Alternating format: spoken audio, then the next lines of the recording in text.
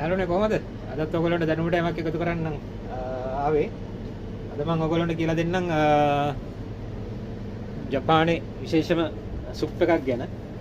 ඒක ජපාන් ජාතිකයෝ විශේෂයෙන්ම ඒගොල්ලන්ගේ එදිනෙදා ආහාර වලත් එක්ක පාවිච්චි කරන සුප් එක. ඒකට අපි කියන්නේ මිසෝ සුප් කියලා කියන්නේ. මේ තියෙන මිසෝ පේස්ට් එක.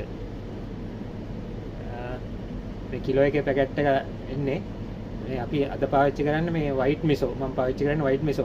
මේකේ තියෙනවා brown miso තියෙනවා, dark miso තියෙනවා. මේක soya bean වලින් තමයි හදන්නේ. soya bean පල් කරලා තමයි මේක හදන්නේ. ඉතින් මේක healthy food එකක්.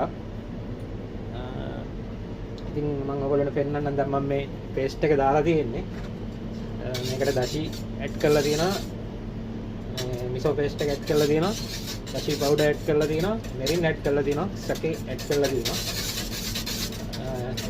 යමතර මේකට දාලා තියෙනවා මේ කොම්බු කෑල්ලකුත් මැරිනේට් වෙන්න. එතකොට දැන් මේ පේස්ට් එක හදලා තියෙන්නේ. ඉතින් මේ මිසෝ සුප් එක dashi powder කියන්නේ මේකට.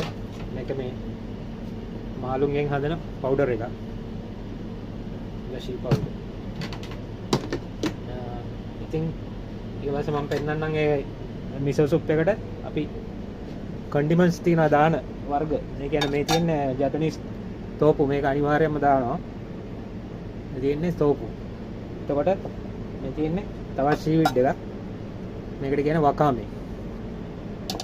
ඊට පස්සේ අපි දානවා ස්ප්‍රින්ග් අනියන්. මේකට කියන්නේ ජපන් භාෂාවෙන් නෙගි. ඉතින් ඔයගොල්ලන්ට මම පෙන්නන්නම් මේ තියෙන මිසෝ කප් එක. ඒක තමයි අපි සර්ව් කරන්නේ මිසෝ සුප් එක. මේකට මෙහෙම තෝපු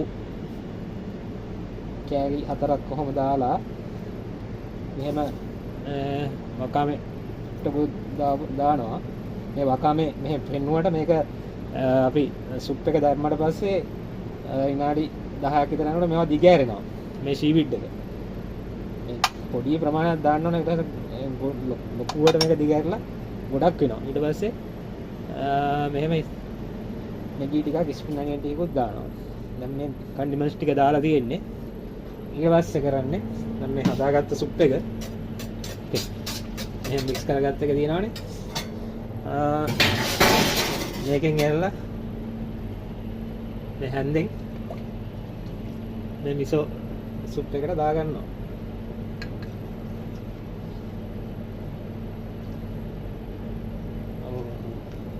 තියෙන මිසෝ